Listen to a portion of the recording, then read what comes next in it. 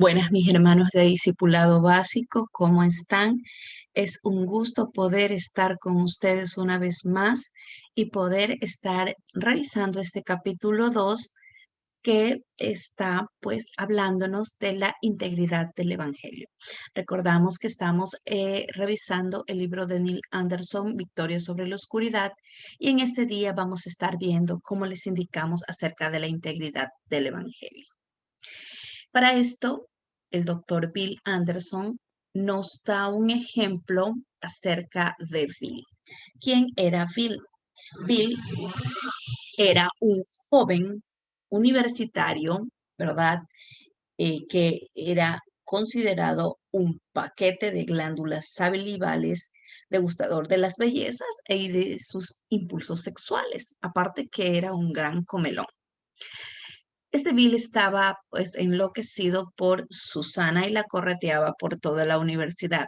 En uno de esos correteos lo encuentra un entrenador y se da cuenta que él tenía habilidades para el atletismo, así que lo convence de que pueda ingresar pues a,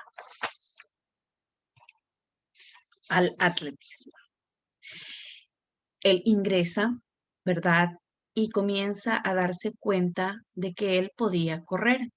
Comenzaron a cambiar sus hábitos de comida, de sueño, mejoraron sus habilidades y comenzó a ganar algunas carreras. Finalmente, Bill fue invitado a la gran carrera en el torneo estatal, llegó temprano a la pista para el precalentamiento y de repente aparece la joven Susana con un vestido que acentuaba sus rasgos físicos y con una porción de tarta de manzanas. Y le dice a Bill, te he extrañado, Bill, con una voz muy cantarina. Si me acompañas ahora mismo, puedes tener todo esto y también puedes tenerme a mí. Bill le dice, de ninguna manera, Susana. ¿Por qué? Dijo Susana. Porque soy un corredor. Ahora, ¿qué le pasó a Bill? ¿Qué ocurrió con sus glándulas e impulsos? Todavía es el mismo muchacho que podía comerse 3 hamburguesas, 2 bolsas de papa frita y 1 litro de Pepsi sin pestañear. Es el mismo muchacho que sentía comezón al estar al lado de la hermosa Susana. Sin embargo, ha cambiado su concepto de sí. Ya no mira, ya no se mira como un atado de impulsos físicos, sino como un atleta disciplinado. Vino al torneo para participar en una carrera y este era su propósito. La sugerencia de Susana se oponía a la razón de estar allí y a la nueva percepción que tenía de sí.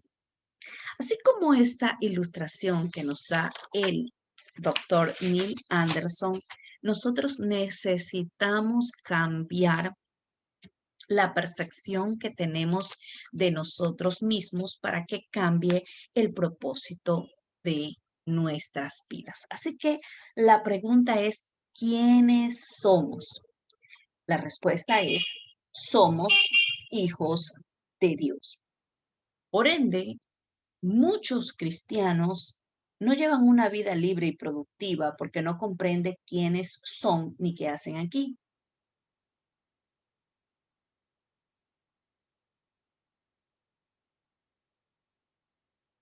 Lo que son está arraigado en su identidad y su posición en Cristo. Si no se perciben de la manera que Dios los percibe, sufren una falsa identidad y una pobre sensación de indignidad. No entienden íntegramente el Evangelio ni el maravilloso cambio que ocurrió en ellos cuando confiaron en Cristo. Lamentablemente esto pasa. En el caso de Bill, él cambió la percepción de quién era él y por ende cambió sus hábitos de vida. De igual manera, cuando usted y yo entendemos quiénes somos, van a cambiar nuestra percepción o la percepción que tenemos acerca de nosotros y va a cambiar nuestra manera de vivir.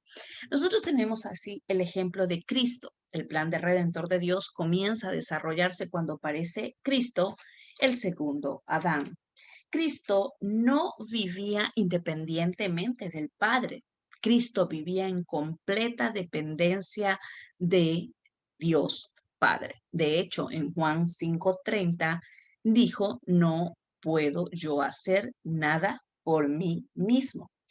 En Juan 6:57 dice, de Dios ha salido y he venido, pues no he venido de mí mismo, sino que el que me envió.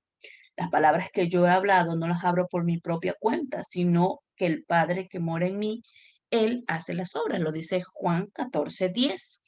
Así que necesitamos entender que la prueba suprema ocurre después de un ayuno de 40 días. El Espíritu Santo conduce a Jesús al desierto y Satanás lo tienta y le dice, si eres hijo de Dios, di que estas piedras se conviertan en pan. Mateo 4:3. Satanás quiere que para salvarse Jesús use sus atributos divinos independientemente del Padre. Jesús responde, no solo de pan vivirá el hombre, sino de toda palabra que sale de la boca de Dios. Hacia el final de su ministerio, Jesús oró, ahora han conocido que todas las cosas que me han dado proceden de ti. Así que el deseo de Satanás es que nosotros vivamos independientemente de Dios. Si usted va al libro de Génesis, ¿verdad?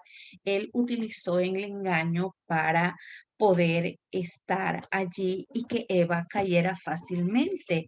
Y uno de esos, en el Génesis 3:1, nos cuenta la palabra y nos dice la siguiente manera.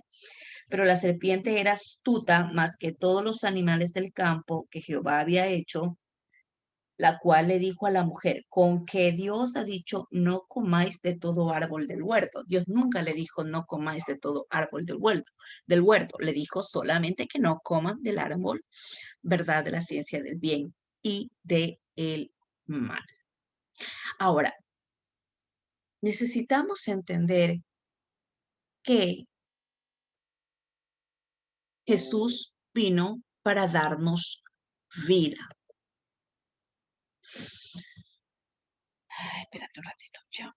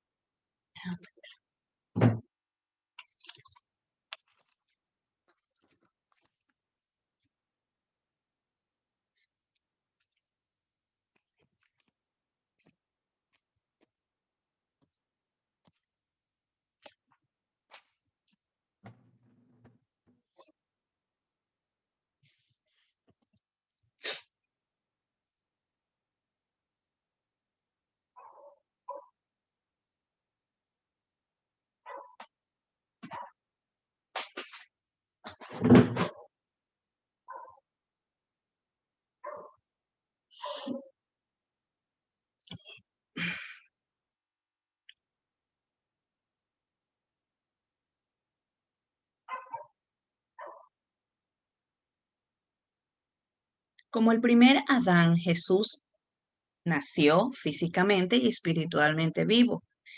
Esto se hizo evidente por el hecho de que Jesús fue concebido por el Espíritu de Dios y nació de una virgen. A diferencia del primer Adán, Jesús fue tentado en todo, pero nunca pecó.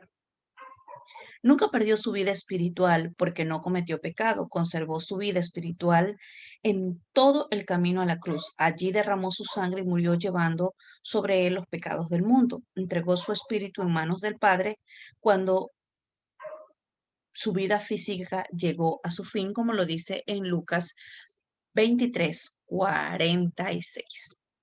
Adán y Eva perdieron en cambio su vida espiritual en la caída, pero Jesús vino para darnos vida. En Juan 10:10 dice, yo he venido para que tengáis vida y la tengáis en abundancia.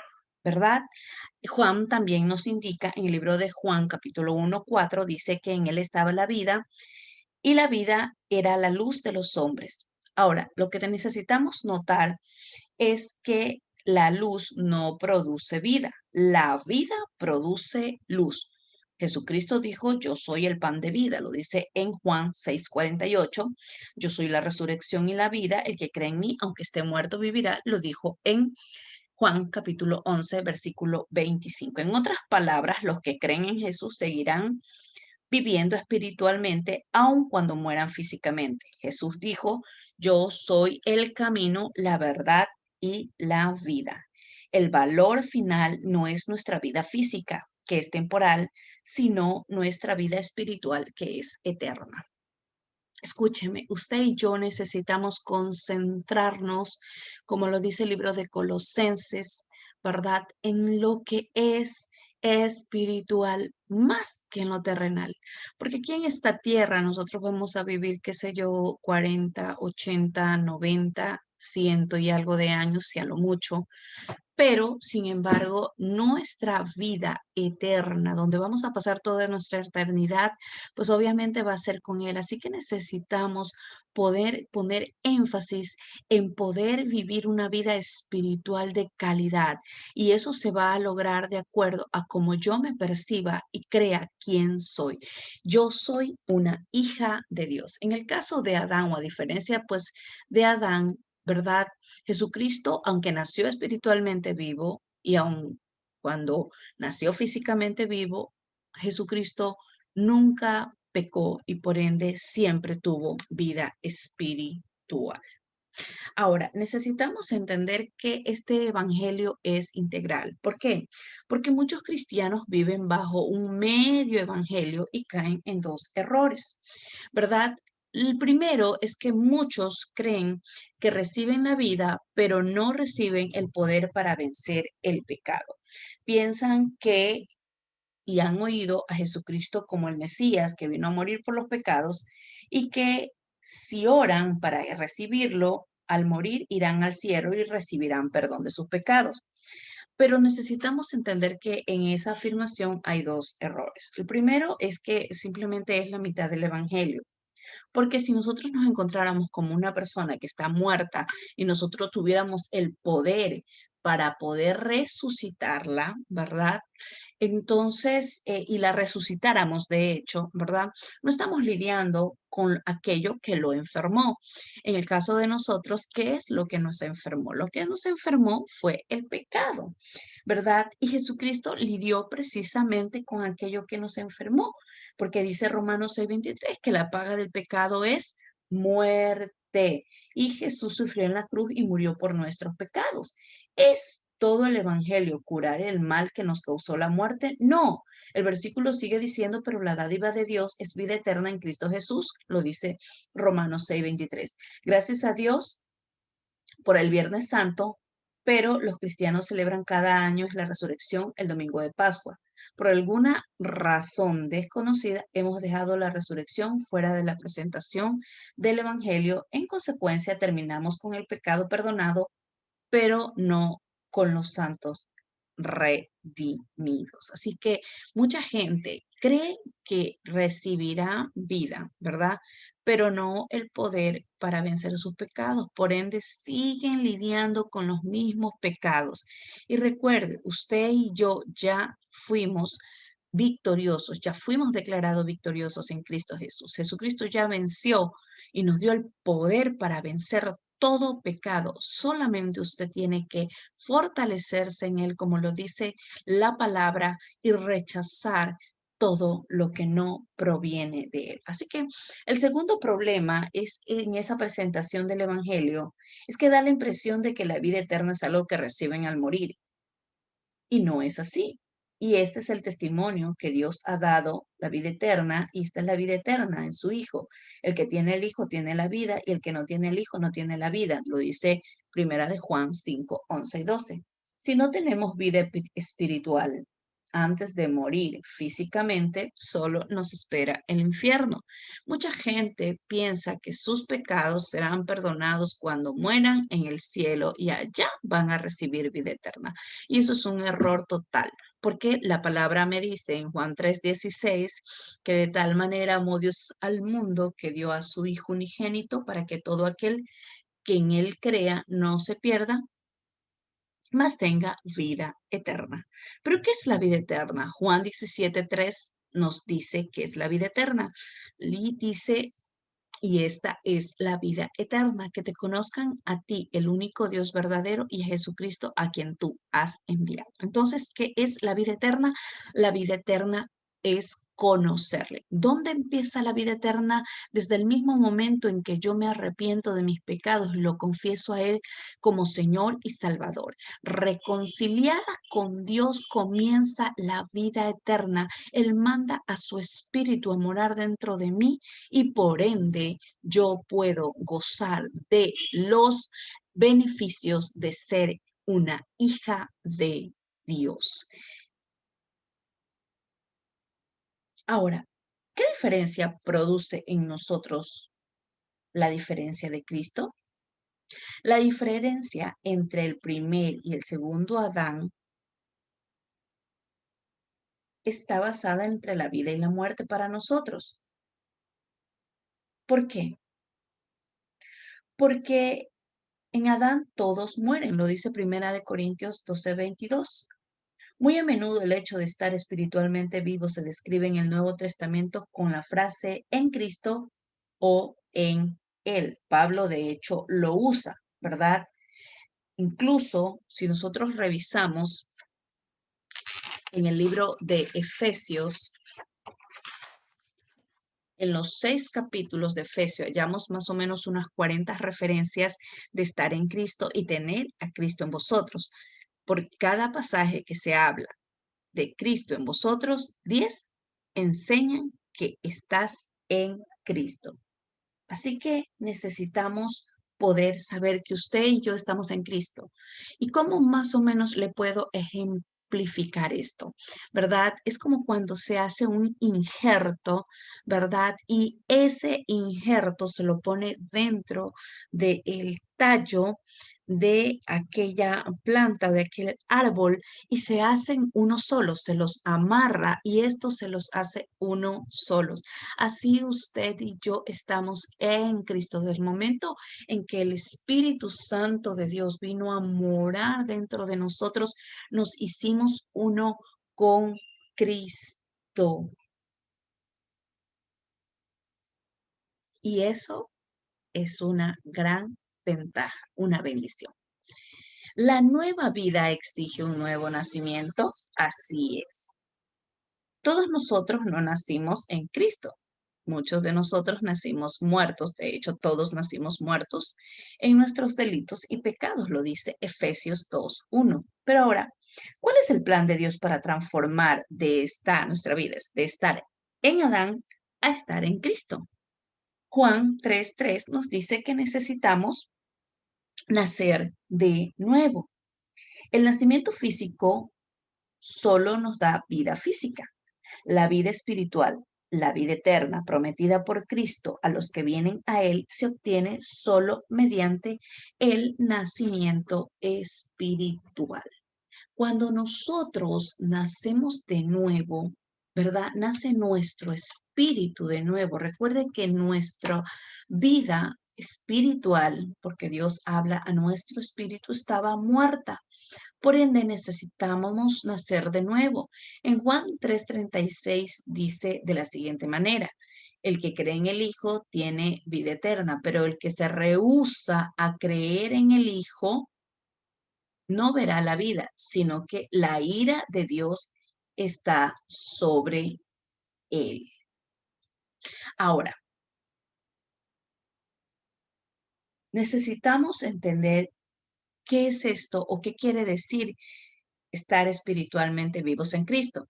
En el momento en que nacemos de nuevo, nuestra alma se une con Dios, de la misma manera que Adán estaba en unión con Dios antes de la caída. Vivimos espiritualmente. De hecho, comienzas a vivir espiritualmente. Tu nombre está escrito en el libro del Cordero, como lo dice Apocalipsis 21:27. La vida eterna no es algo que obtenemos al morir. Ya estamos vivos en Cristo. Recordemos lo que estábamos diciendo anteriormente. Usted y yo, al momento que lo recibimos, que nos arrepentimos de nuestros pecados, ya recibimos vida eterna. Y esto no se trata de sentir. Puede ser que usted y yo, al momento de poder aceptar a Cristo, podríamos haber sentido algo, pero puede ser que también no lo hayamos sentido. ¿Por qué?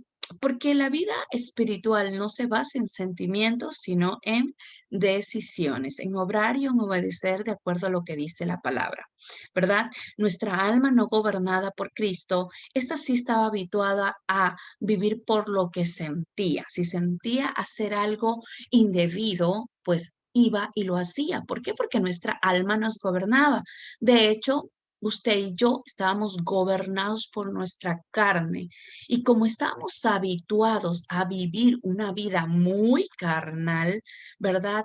Ahora estos hábitos tienen que desarraigarse de nuestra vida.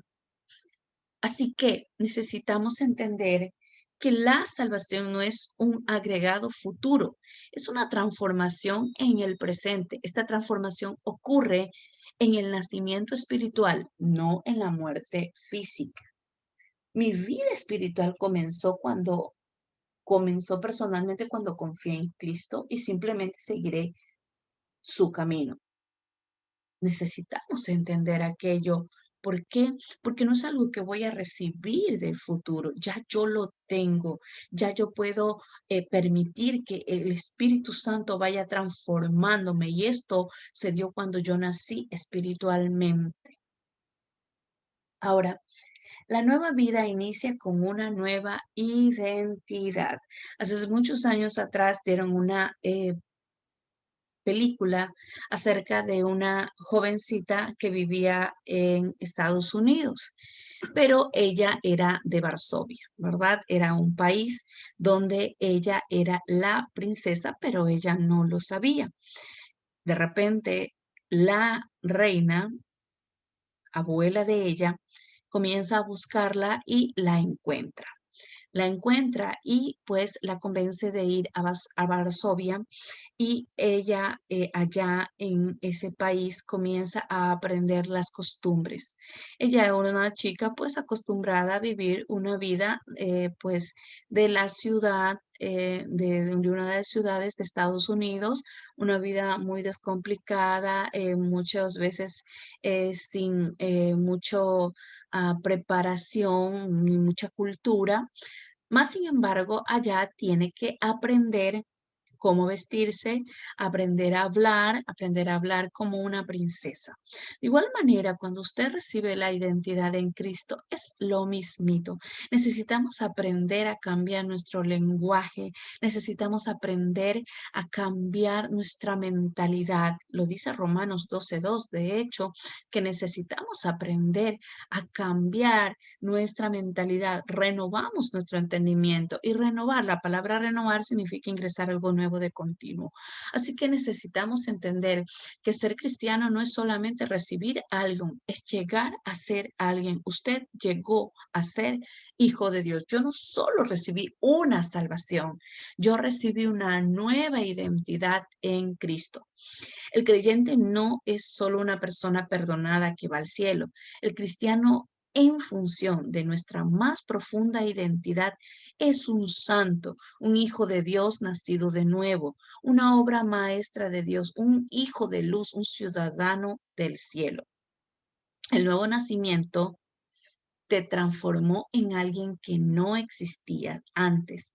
Lo importante no es lo que recibes como cristiano, sino lo que eres. No es lo que haces como cristiano lo que determina quién eres. Lo que eres determina lo que haces. Segunda de Corintios 5:17 nos abre un panorama para poder ver aquello. Segunda de Corintios 5:17 nos dice de la siguiente manera. De modo que si alguno está en Cristo, nueva criatura es. Las cosas viejas pasaron, he aquí, todas son hechas nuevas. Para llevar una vida cristiana es esencial que entiendas tu identidad en Cristo. Una persona no puede conducirse coherentemente si su conducta no concuerda con la percepción que tiene de sí mismo. Tú no cambias por la percepción que tienes de ti, cambias por la percepción cuando crees la verdad. Si tu concepto personal es cerrado, vivirás en el error, porque lo que crees no es verdad. Si piensas que eres una porquería, probablemente vivirás como una porquería. Sin embargo, si te ves como un hijo de Dios espiritualmente vivo en Cristo, comenzarás a vivir de acuerdo a aquello. La verdad más importante que puedes poseer después de conocer a Dios es conocerte a ti mismo. ¿Por qué? Porque cuando yo voy conociendo quién es Dios y quién soy yo, pues obviamente la percepción de mí va a ir cambiando y por ende mis hábitos van cambiando. Como les di el ejemplo de esta jovencita, ¿verdad? Que tenía hábitos muy diferentes en el país, en Estados Unidos, y que cuando fue pues a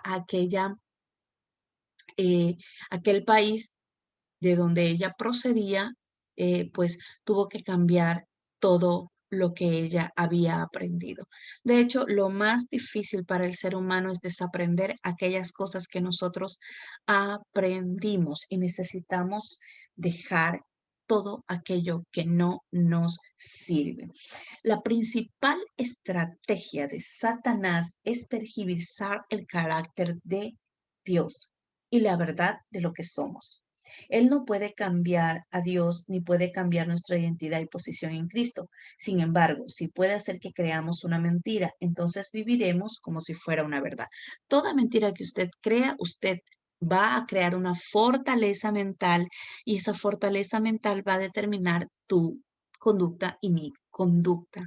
Por ende, necesitamos rechazar toda la mentira del enemigo. Recuerde, el enemigo va a tergiversar el carácter de Dios, nos va a hacer creer que Dios no nos quiere escuchar, como que Dios no nos ama y vamos a estar envolviéndonos en sentimentalismo.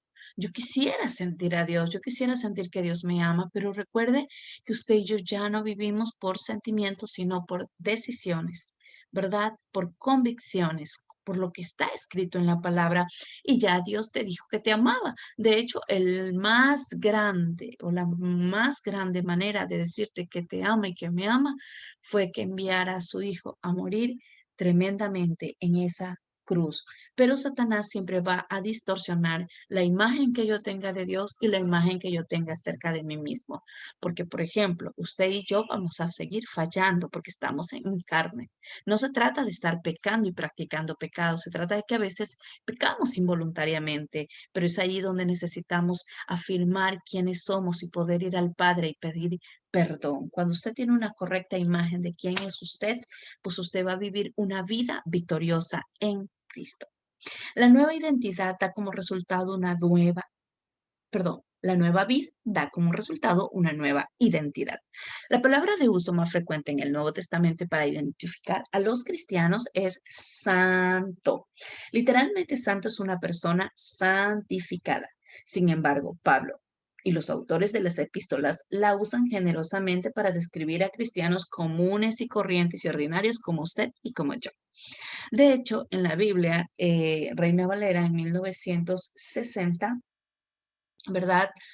Habla acerca de santos y más o menos esta palabra santos, santificados o justos lo utilizan unas 200 veces en contraste con los inconversos a los cuales se les llama pecadores más de 300 veces. Es claro que la palabra santo en la escritura se refiere al creyente y que pecador se usa para referirse al incrédulo. En 1 Corintios 1:2 dice, a la iglesia de Dios que está en Corintios, santificados en Cristo, llamados a ser santos, con todos los que en todo lugar invocan el nombre de nuestro Señor Jesucristo, Señor de ellos y Señor nuestro. Ahora, cuando Pablo está diciéndole y hablando a los corintios, ¿quiénes eran los corintios? Los corintios eran una región, ¿verdad? Una región pagana o de griegos, donde ellos tener relaciones sexuales o intimidad, esa intimidad era como tomarse un vaso de agua. Entonces, de hecho, mucha gente que viajaba pues para allá decía, vamos a corintizar, porque pues obviamente allí había un templo donde habían prostitutas que se prestaban y era como una adoración que daban cuando tenían relaciones sexuales. Entonces vivían una vida muy desordenada y en este contexto Pablo llega, les habla el Evangelio y muchos de ellos creen. Muchos de ellos, pero sin embargo algunos no habían dejado aquellas carnalidades. De hecho que los corintios eran muy peleoneros, ¿verdad? Menospreciaban el ministerio de Pablo, alguno que otro estuvo haciendo pues inmoralidades, tomando a la mujer de su padre, bueno, y vivían una vida muy, muy carnal, pero sin embargo a estos carnales Pablo se atreve a llamarlos santos. ¿Por qué? Porque hay dos tipos de santidad. La primera es que somos santos por posición. Por lo que Cristo ya compró en la cruz por usted y por mí, usted y yo por posición somos santos, independientemente de nuestras carnalidades. Y la otra es la santificación progresiva. La santificación progresiva es aquella que se va dando de acuerdo a nuestro caminar cristiano, ¿verdad? Cuando vamos buscando de su palabra, buscando su presencia, cuando vamos a esas actividades espirituales. Cuando hacemos esos ejercicios espirituales, ¿verdad? Cuando nos exponemos a la palabra nos va limpiando junto con el Espíritu Santo y va quitando aquellas áreas de tinieblas y pues obviamente va posesionándose su luz dentro de nosotros porque la vida trae luz. Entonces, cada vez que el Espíritu Santo va sacando tinieblas de nuestra vida, Él nos va santificando. De hecho, la voluntad de Dios es que nosotros podamos ser santificados. Pero esto es un proceso, ¿verdad? Donde vamos desaprendiendo todo lo que aprendimos en nuestra vida y que está muy arraigado en nuestra manera de actuar, en nuestra manera de pensar. Entonces, estas son los dos tipos de santificación que hay. La posicional, que es nosotros somos santos por posición, por lo que Cristo ya hizo en la cruz, y la santificación progresiva, que es pues aquella que vamos adquiriendo de acuerdo a cómo nos vamos exponiendo a la palabra. Ahora, con respecto a aquello, necesitamos entender que hay momentos en que Pablo habla, ¿verdad? Y se dice como un pecador, ¿verdad? Pero cuando Pablo está diciéndose o declarando, por ejemplo, en Timoteo 1:15, donde dice, yo soy el primero de los pecadores, lo que se interpreta en sentido contrario, a pesar del uso presente, hay varios detalles que hacen preferible considerar su descripción como lo peor de los pecadores con referencia a la oposición al Evangelio. Pero si usted va más adelante, Pablo está hablando en el versículo 16 y la referencia de Pablo a sí mismo como pecador va seguida de una inmediata afirmación que está en el versículo 16. Primera de Timoteo 1:15, él habla que es un pecador, pero en el 16 afirma, pero por eso fui recibido a misericordia. O sea, fue un pecador y él se considera uno de los más pecadores porque había perseguido a la iglesia, pero en el 16 explica que él recibió de la gracia de Dios. Así que podemos dejar en claro que cuando la palabra o en contraste a los inconversos, ¿verdad? La palabra santificado y justo se nombra más o menos unas 200 veces al contraste de los inconversos. Ahora, como creyentes, no estamos tratando de ser santos. Usted y yo debemos de entender esto. Usted y yo no estamos tratando de ser santos. Nosotros ya somos santos en el proceso de llegar a ser como Cristo. El estado de los santos es paralelo al concepto de ser llamados, elegidos o escogidos por Dios. Los creyentes son amados por Dios. Lo dice Romanos 1:17 y también Corintios 1:2, donde leímos en antes, son escogidos por Dios y amados. Son escogidos mediante la santificación por el Espíritu. Además de ello, Dios los escogió y los apartó del mundo. Como resultado, los creyentes son hermanos santos. Lo dice Hebreos 3:1. Así que nosotros somos creyentes y no estamos tratando de ser santos, ya somos santos, pero en el proceso vamos a llegar a ser como Cristo, que es pues la plenitud o la imagen perfecta a la cual llegaremos un día a ser. Así que para elección y el llamamiento de Dios, los creyentes han sido apartados. Ahora pertenecen a la esfera de su santidad. Así que necesitamos comenzar a andar, ¿verdad?, con Dios. Y nosotros a lo que vamos caminando, vamos a comenzar a andar con Dios como bebés inmaduros en Cristo. Cuando un niño aprende a caminar, normalmente el niño se cae, ¿verdad? Asimismo, cuando nosotros andamos en nuestro caminar cristiano, posiblemente vamos a caer en tentaciones, pero obviamente si seguimos adelante, vamos a poder vencer aquellas tentaciones. Ahora, no porque su hijo se equivoque, ¿verdad? Deja de ser su hijo. De igual manera, no porque nosotros nos equivoquemos o erremos, dejamos de ser hijos de Dios. Ahora, no se trata de practicar pecado, que ya es algo diferente. Se trata de que hay pecados que los cometemos, ¿verdad? Y que a veces no nos damos cuenta, sino por el Espíritu. Ahora, somos verdaderos hijos de Dios. Somos santos, santos pecadores, pero tenemos los recursos para no pecar. Usted y yo tenemos los recursos para no pecar.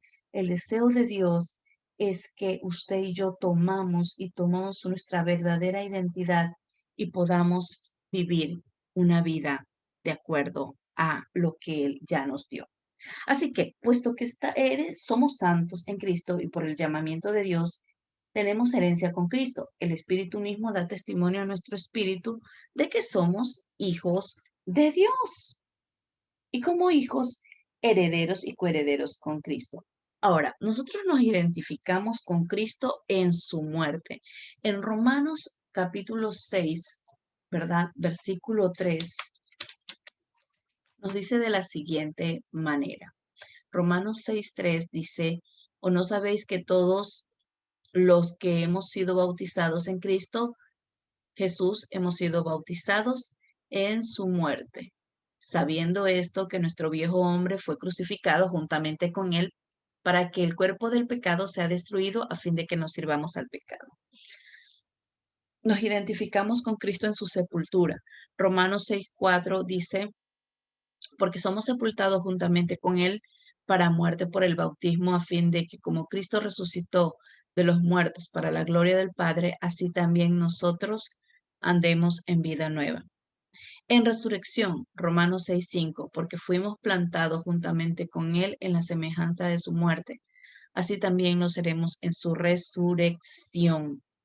¿Verdad? Nos identificamos también con Cristo en su ascensión. El libro de Efesios, capítulo 2, versículo 6, dice de la siguiente manera. Efesios 2, 6.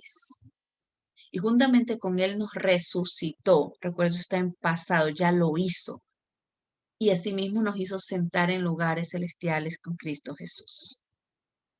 ¿Qué es esto de los lugares celestiales, lugares de gobierno? Cuando usted y yo vamos madurando, vamos a ir gobernando.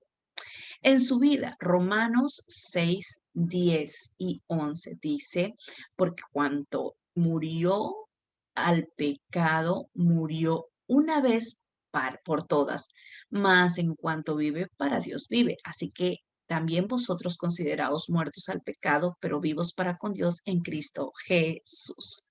En su poder, en Efesios 1, capítulo Efesios 1, 19 y 20 dice de la siguiente manera, Efesios 1, ¿y cuál es la supreminente grandeza de su poder para con nosotros los que creemos, según la operación del poder de su fuerza, la cual operó en Cristo resucitándolo de los muertos y sentándolo a la diestra de Dios, sentándolo a su diestra en los lugares celestiales, ¿verdad? ¿En qué más? En su herencia. Romanos 8, capítulo 16 dice que nosotros tenemos herencia. Romanos 8, 16, 17 dice así, el Espíritu mismo da testimonio a nuestro espíritu de que somos hijos de Dios. Y si hijos, también herederos de Dios y coherederos de Cristo. Si es que padecemos juntamente con Él, para que juntamente con Él seamos glorificados. Así que en Cristo nos identificamos en su muerte, en su sepultura, en su resurrección, en su ascensión, en su vida, en su poder y en su herencia.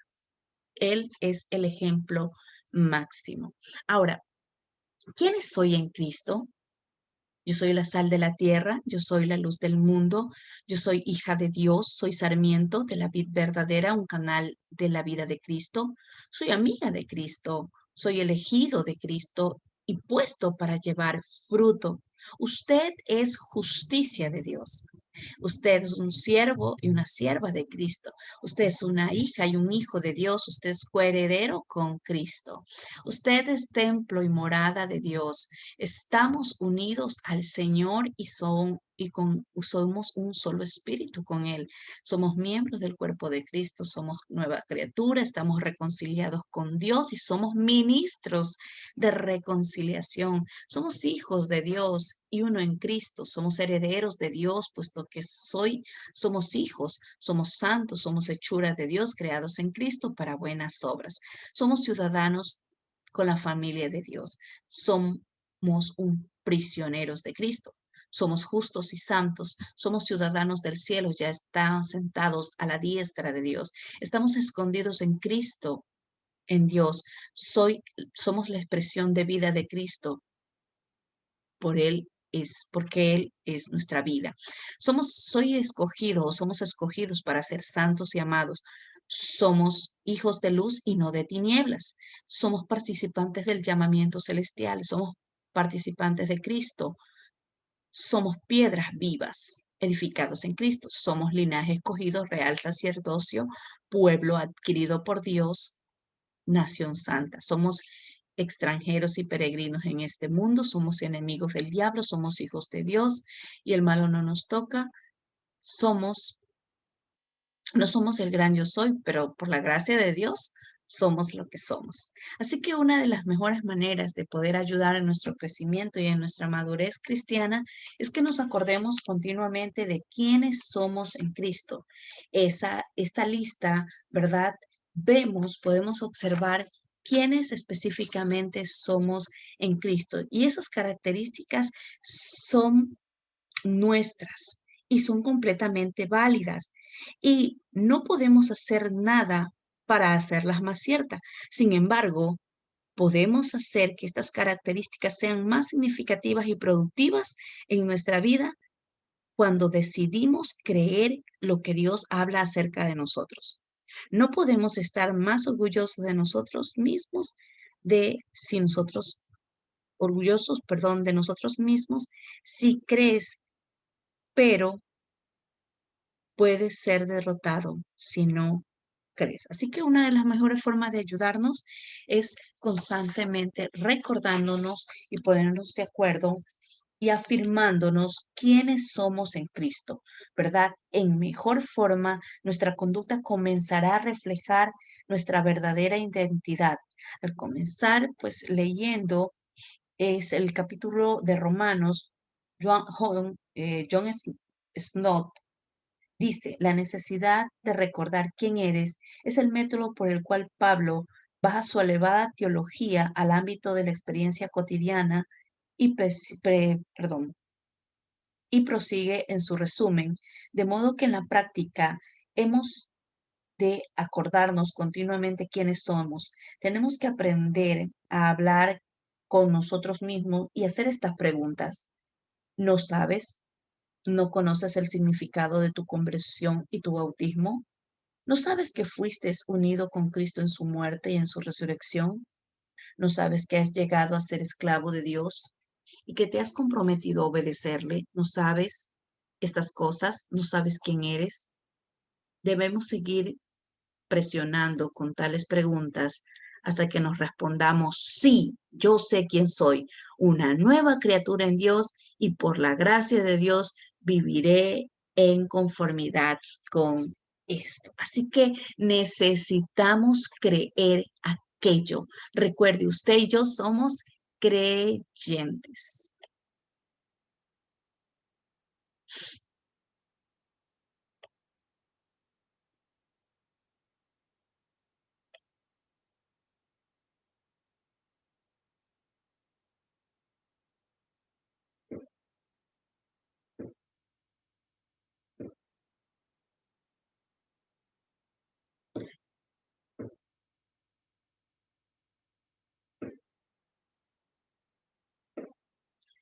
Para esto vamos a ver este video que habla quién somos en Cristo.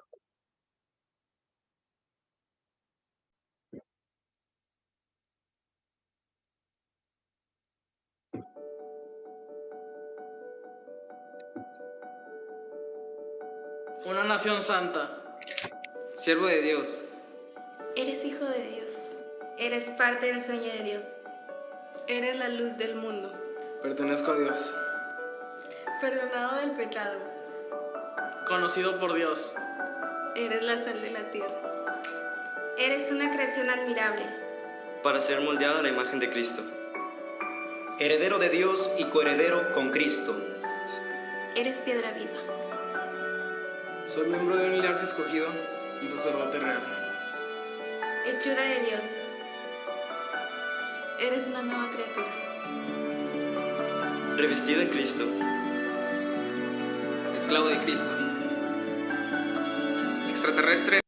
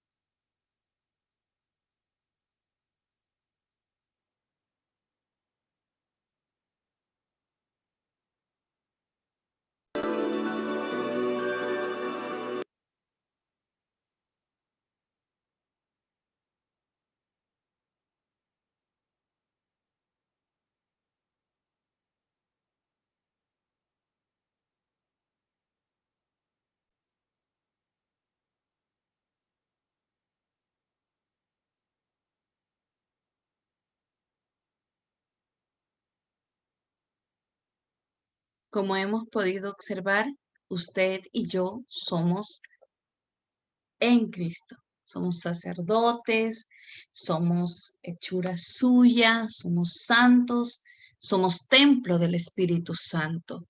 Todo aquello somos en Cristo, ¿verdad?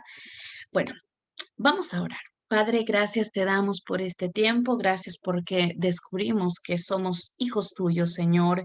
Afírmalo en nuestro espíritu para poder entender lo que se nos ha dado, Dios, y poder dar, Señor amado, a aquellos que tampoco conocen aquellas riquezas en Cristo. Te lo pido, Señor, en esta hora que tú reveles esta palabra y esto pueda, Señor amado, llegar a su espíritu y tú puedas revelar cada día, Señor amado, quiénes son mis hermanos, quiénes somos en ti, Señor amado. Somos hijos amados, aun cuando el enemigo venga a susurrarnos lo contrario, somos tus hijos. Gracias te damos, Señor.